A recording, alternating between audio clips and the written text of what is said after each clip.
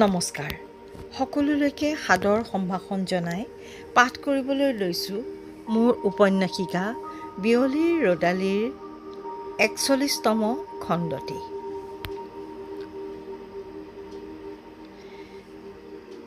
বুলিয়ে সকলোতে সকলো বস্তু ধুনীয়া দেখা হ'ল। ওঠত গানে পিৰপিৰণি তুলিলে। ৰাহুলৰ লগতে তাইও গুণগুণাবলৈ ধৰিলে। তোমায় হৃদ মাজারে রাখবো ছেড়ে দেব না, খ্যাপা ছেড়ে দিলে সোনার গোর আর পাব না। ৰাহুলে বাংলা খুব সুন্দৰকৈ ক'ব পাৰে। মানে তাইৰ লগত যেতিয়া থাকে বাংলাতে আবৃত্তি কৰে, তাই শুনি থাকে। তাই শুনিয়েই থাকিব মন যায়। তাই অনেক বাংলা কিতাপো পঢ়িছে সি। কিছুমান কিতাপৰ কথা এনেকৈয়ে সি কৈ যায় যে তাই কেতিয়াবা বুজিয়েই নাপায়। তাই বৰ লাজ লাগে। তাইৰ যে পঢ়া শক্তি ইমান সীমিত, ইমান বুলি হতবাক হৈ যায়। ৰাহুলৰ দেউতাক এজন নামজ্বলা ৰাজনীতিজ্ঞ, যদিও সি ৰাজনীতি বৰ বেয়া পায়। বুলি আচৰিত হয় যেতিয়া সি পেট্ৰিয়াৰ্কিৰ প্ৰতিবাদ কৰি কথা কয়, নাৰী স্বাধীনতাৰ সপক্ষে কথা কয়। শ্ৰদ্ধাত মূৰ দোঁ খাই যায়। এটা সময়ত ৰাহুল গৈ তাইৰ সমস্ত হৃদয় আগুৰি ল'লে। ৰাহুলৰ বাইকত উঠিয়েই তাই কলেজলৈ অহা যোৱা কৰিবলৈ ল'লে। প্ৰথম দুদিনমান সংকোচ কৰিছিল, পাছলৈ কেয়াৰ নকৰা হ'ল। এনেকৈয়ে এটা বছৰ কেনেকৈ পাৰ হৈ গ'ল সিহঁতে গমকে নাপালে। মাত্ৰ ইজনে সিজনক এৰি যে কোনোদিনে কোনো কাৰণতে থাকিব নোৱাৰে, সেইটো ভালদৰে বুজি পালে। সিহঁতৰ ফাইনেল পৰীক্ষালৈ এমাহমান থাকোঁতে বুলিয়ে লক্ষ্য কৰিলে ৰাহুলে প্ৰায়ে মনটো মাৰি থাকে। তাইৰ পৰা যেন পলাব বিচাৰে।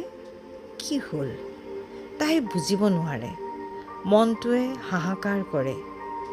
ৰাহুলক সুধিলেও গাত নলগা ধৰণে উত্তৰ এটা দি আঁতৰি যায়।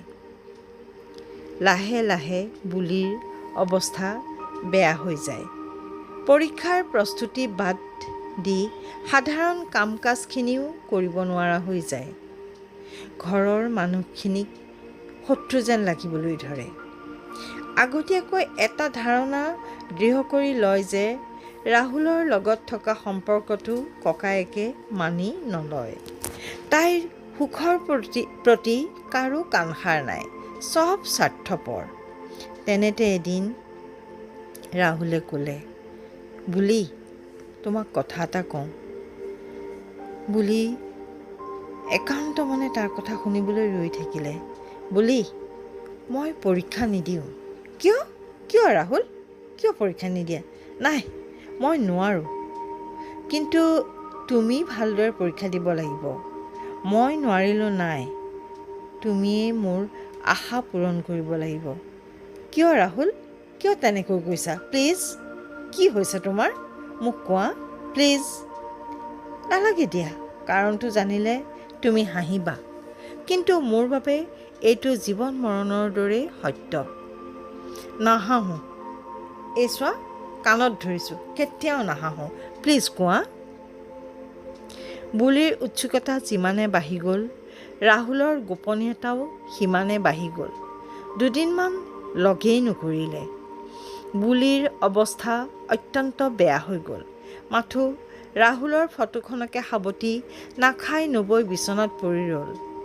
3 দিনমানৰ পাছত ভঙা মাতেৰে ৰাহুলে বুলিক ফোন কৰিলে আৰু লগ পাবলৈ মাতিলে। বুলি, তোমাৰ দৰেই মোৰো একেই অৱস্থা। খাব শুব নোৱাৰোঁ। একেটা কথাই পাকঘূৰণি খাই মন মগজুত একেটা কথাই পাক ঘূৰণি খাই মন মগজু তোলপাৰ কৰি ৰাখিছে। বুলিৰ আগ্ৰহ বাঢ়ি গ'ল। প্লিজ কোৱা মোক। ৰাহুলে শুকান মাতেৰে ক'লে, মই জানো তোমাৰ দাদাই এই কথাটো কেতিয়াও মানি নলয়, কিন্তু আমাৰ যে জীৱন মৰণৰ সমস্যা। বুলি আৰু ধৈৰ্য ধৰি থাকিব নোৱাৰা হ'ল।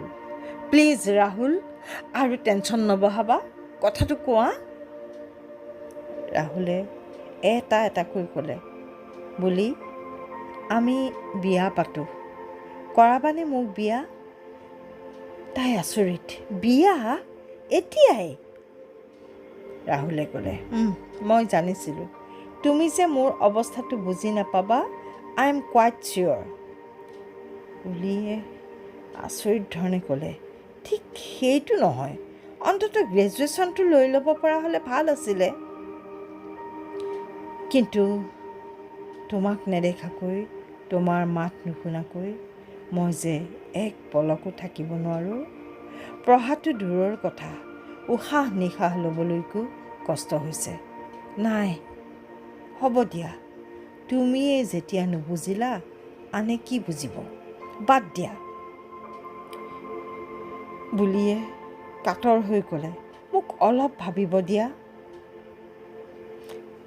ঠিকেই, মোৰ লগত সম্পৰ্ক কৰিবৰ সময়ততো ভবা নাছিলা। এতিয়া সম্পৰ্কটো স্থায়ী কৰিব খুজিলত ভয় খাই গৈছা। স্বাভাৱিক, ছোৱালীবোৰ তেনেকুৱাই। মোৰেই ভুল, তোমাক মই আনতকৈ বেলেগ বুলি ভাবিছিলোঁ। বুলিয়ে লাহে লাহে ক'লে, বৌদালৈ বেয়া লাগে অ' ৰাহুল, সি মনত বৰ কষ্ট পাব।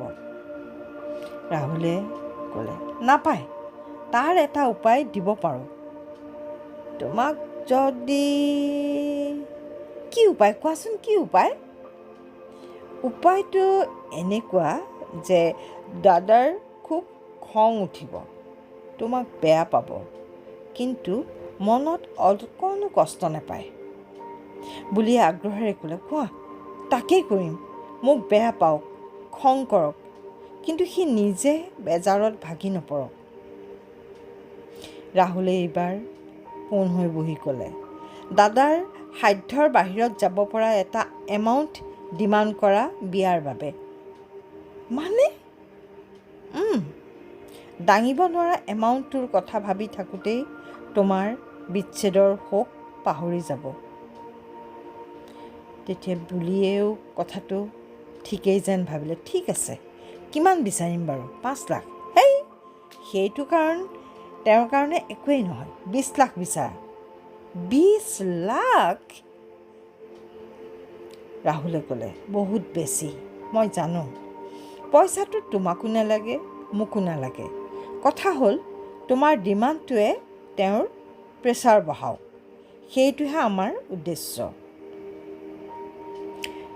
এনেতে বুলি শইকীয়াৰ ড্ৰাইভাৰজন ওচৰ চাপি আহিলে। বাইদেউ, আপোনাৰ ফোনটো বহুত সময়ৰ পৰা বাজি আছে। ড্ৰাইভাৰজনে তাইৰ ভেনিটি বেগটো আনি দিলেহি। বেগৰ ভিতৰতে বাজি আছে ফোনটো। অদ্ভুত খং এটা উঠি গ'ল ফোনটোলৈ। এইটো ৰাহুলৰ মোবাইল ফোন, দি পঠাইছে এটা বিশেষ কাৰণত। তাইৰ নিজাকৈ মোবাইল ফোন নাই। তাই কাৰো লগত ফোনেৰে কণ্টেক্ট কৰিব নোৱাৰে, ৰাহুলৰ নিষেধ। বয়সীয়াল ড্ৰাইভাৰজনলৈ আকুলভাৱে চালে। পৰা হ'লে ক'লেহেঁতেন, মোক ইয়াতে অকণমান বহিবলৈ দিয়া। ড্ৰাইভাৰজনে নিশ্চয় বুজি পালে। ক'লে, হ'ব বাইদেউ, আপুনি অলপ বহক, মই গাড়ীৰ চকাটোৰ পামচাৰ মাৰি আনোঁ। খন্তেকলৈ বুলি শইকীয়া হৈ যোৱা মানুহজনী আকৌ বুলি চৌধুৰীলৈ ৰূপান্তৰিত হৈ উভতি গ'ল বৌদাৰ কাষলৈ। দুবাৰমান কাণুখুৰাই দেখাকৈ ৰাহুলৰ বাইকত ঘূৰিলে, যাতে খুৰাই ককায়েকক কথাটো কয়। হয়তো কৈছেও, নিশ্চয় সি তিলমানো বিশ্বাস কৰা নাই। গতিকে সাংঘাতিক ষ্টেপটো তাইয়েই ল'ব লগা হ'ল। মানসিক প্ৰস্তুতিৰে ৰাহুলক লৈ বৌদাৰ সন্মুখত থিয় হৈ বিয়াৰ বাবদ 20 লাখ টকা ডিমাণ্ড কৰি কাৰো মুখলৈ নাচাই গপ গপাই ওলাই আহিল। সেই মুহূৰ্ততে নিয়তিয়ে তাইলৈ চাই কুটিল হাঁহি মাৰিছিল। ঘৰৰ পৰা ওলাই গ'ল ঠিকেই, বিয়া নোহোৱাকৈ ৰাহুলৰ ঘৰলৈও যাব নোৱাৰে। আৰুতো ক'তো যোৱাৰ জেগা নাই, কি কৰিব নকৰিব একো থিৰাং কৰিব নোৱাৰি এখন হোটেলত থাকিবলৈ গ'ল, হোটেল অম্বৰীশ। সেইদিনা মাত্ৰ এটাই ৰুম খালী আছিল তাত, গতিকে ৰাহুলৰ লগত ৰুমটো শ্বেয়াৰ কৰিব লগা হ'ল। বুলিয়ে আপত্তি কৰাৰ কথা নাভাবিলে। ৰাহুলক তাই নিজতকৈও বেছি বিশ্বাস কৰে। দৃঢ় ধাৰণা যে সি তাইৰ সন্মান কেতিয়াও হানি হ'বলৈ নিদিয়ে। সন্ধ্যা হৈ অহাৰ লগে লগেই বুলিৰ মনটো বেয়া হ'বলৈ ধৰিলে। অবাধ্য চকুপানীবোৰ ববলৈ ধৰিলে দুগাল তিয়াই। বুকুখন গধুৰ গধুৰ লাগিল। আগতেও ঘৰত থাকোঁতে নিসংগ লাগিলে এনে হয়। তেতিয়া ৰাহুললৈ মনত পৰে। ৰাহুলৰ নোমাল বুকুত মূৰ থ'বলৈ মন যায়। কল্পনা কৰে ৰাহুলে আলফুলে বুকুত সাৱটি লৈছে। কিন্তু আজি ৰাহুল নিচেই কাষতে থকা স্বত্তেও তাইৰ সেই ইচ্ছা উঠলি উঠা নাই। ৰাহুলে কৈ থকা কথাবোৰো শুনি থাকিবলৈ মন যোৱা নাই। একেবাৰে অকলে থাকিবলৈ ইচ্ছা হৈছে। স্কুলত থাকোঁতে বৌদাই এখন চিনেমা দেখুৱাইছিল, জুমানজি। শতৰঞ্জৰ চাল দিয়াৰ লগে লগেই সলনি হৈ যায় পূৰা দৃশ্যপট। সেইদৰেই যাদুকৰৰ ভেলকিবাজিৰ দৰে মাজনিশা সলনি হৈ গ'ল অম্বৰীশ হোটেলৰ 10x10 ৰুমটোৰ দৃশ্যপট। আৱিৰ্ভাৱ হ'ল তাইৰ লগত অতদিনৰ চিনাকি ৰাহুলৰ চেহেৰাটো ওলোমাই এটা তেজপিয়া ৰাক্ষস। হাতোৰা মেলি ৰৈ আছে তাইৰ কেঁচা মঙহ কামুৰি খাবলৈ। প্ৰথমে ৰাহুলে তাইক ভয় খুৱাবলৈ ধেমালি কৰিছে বুলি ভাবিছিলে, কিন্তু পিছপাকতে সি যি ভাষাৰে কথা ক'লে গোটেই আকাশখন মূৰতে ভাগি পৰা যেন লাগিল। চাল্লি, 1 বছৰ ঘূৰাইছ, কি বুলি ভাবিছ? তোক এনেই সহায় কৰিছোঁ, বহুত খৰচ কৰালি, চব উচল কৰিম বেটি। তাই কন্দনামুৱা হৈ ক'লে, প্লিজ ৰাহুল, তেনে নকৰিবা। মই তোমাক নিজতকৈও বিশ্বাস কৰিছিলোঁ, মোৰ বিশ্বাসৰ মান ৰাখা। ৰাহুলে আৰু চিঞৰি ক'লে, গলি মাৰ তোৰ বিশ্বাস, পইচাই মোৰ বিশ্বাস, আৰু তই? বুলিয়ে নিজৰ কাণ দুখনকে বিশ্বাস কৰিবলৈ টান পালে। ভয়ত অণ্ঠকণ্ঠ শুকাই গ'ল। তাৰ পিছৰখিনি নৰকৰ অন্তিম দুৱাৰত গৈহে থমকিছিল। থানবান হৈ গৈছিল সকলো সাঁচতীয়া সপোন। ৰক্তাক্ত হোৱা যৌনাংগৰ বিষত কেকাই কেকাই পোহৰি হৈছিল কালনিশা। আকুল হৈ মৃত্যু কামনা কৰিছিল। তাৰ পিছতো বন্ধ হোৱা নাছিল পৈশাচিক কৰ্মকাণ্ড। ঘৃণনীয় হাঁহি এটাৰে লেনিয়াই তাইক মাতিছিল, বুলি ডাৰ্লিং, আহা না, ইমান ধুনীয়া ভিডিঅ' আহিছে তোমাৰ, সঁচাকৈ তুমি কিন্তু বৰ ধুনীয়া, আহা না। তাই ফেকুৰি ফেকুৰি কান্দি উঠিছিল। ভাবিছিল আগনিশাৰ ঘটনাটোৰ বাবে সি ক্ষমা খুজিব। খুব অভিমান হ'ল। পিছে ভুল ভাঙিবলৈ বেছি সময় নালাগিল। ৰাহুলৰ কৰ্কশ মাতত চক খাই গ'ল।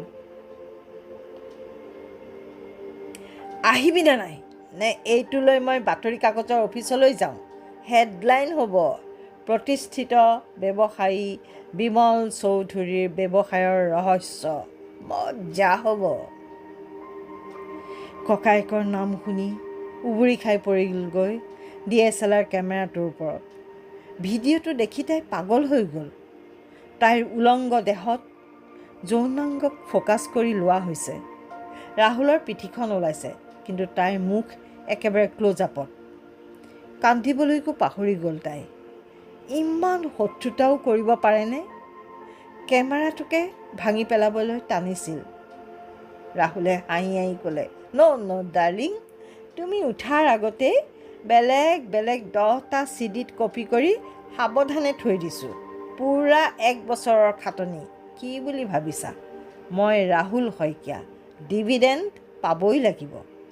তাই হুৰাওৰাৱে কন্দাৰ বাহিৰে একো কৰিব নোৱাৰে। জীয়াই নাথাকে তাই, শেষ হৈ গ'ল সকলো। ৰাহুলে আকৌ কুৎচিত হাঁহি মাৰি ক'লে, ডাৰ্লিং, কি ভাবিছা? মৰি যাম বুলি ভাবিছা নেকি? ভুলতো নাভাবিবা। এইফালে তুমি মৰিবা, আনফালে তোমাৰ গুণধৰ ককায়েৰৰ হাতত হাতকেৰেয়া লাগিব। তুমি মৰাৰ পাছত মই কি কৰিম জানা? এই ভিডিঅ'টো লৈ পুলিচৰ ওচৰলৈ যাম। ইনাই বিনাই কান্দি কান্দি কম, চাওক ছাৰ, বিমল চৌধুৰীয়ে মোৰ প্ৰেমিকাক কেনেকৈ দেহ ব্যৱসায়ত জোৰ কৰি লগালে। দুখ সহিব নোৱাৰি তাই আত্মহত্যাৰ পথ বাছি ল'লে। বুলিয়ে চকু পানী ৰখাব নোৱাৰা হ'ল। ৰাহুল, কিয় কৰিছা এইবোৰ? কিয়? ৰাহুলে ক'লে, প্ৰশ্ন নকৰিবা, মই বেয়া পাওঁ, আৰু বেয়া পালে বৰ অসন্তুষ্ট হওঁ। অসন্তুষ্ট হ'লে মোৰ খং উঠে, আৰু খং উঠিলে মই যি টি কৰি দিব পাৰোঁ। ভয় নকৰিবা, তোমাক বিয়া কৰাম, কিন্তু মোৰ ষ্টাইলত। মাত নেমাতিবা, মাত মাতিলেই মই অসন্তুষ্ট হ'ম, আৰু অসন্তুষ্ট হ'লেই, বুজিছানে? বুলিয়ে কোনোমতে চুচৰি বাথৰুমত সোমালগৈ। ছাৱাৰৰ তলত ৰৈ ভাবিবলৈ ধৰিলে, কি হৈ গ'ল তাইৰ জীৱনটো? মৰিবও নোৱাৰে, জীৱও নোৱাৰে, কি কৰিব? তাইতো শেষ হ'লেই। মৃত শৰীৰ এটালৈ যিমান দিন পাৰে জীৱনটো টানি থাকিব একমাত্ৰ ককায়েকৰ বাবে। সি ভালে থাকক।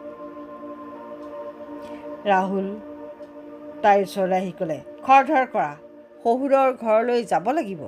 ভালকৈ ধুনীয়াজনী হৈ ওলোৱা দেই, কালিলৈ আমাৰ বিয়া। কি জানা, আমাৰ বিয়াখন পেপাৰতো ওলাব নহয়, হেডলাইন হ'ব, প্ৰবীণ ৰাজনীতিবিদৰ মহত্ব, কথাৰে নহয় কামেৰে দেখুৱালে। এজনী অনাথ ছোৱালীক পুত্ৰবধূৰ ৰূপত আদৰি বিৰল দৃষ্টান্ত দাঙি ধৰিলে, ইত্যাদি ইত্যাদি ইত্যাদি।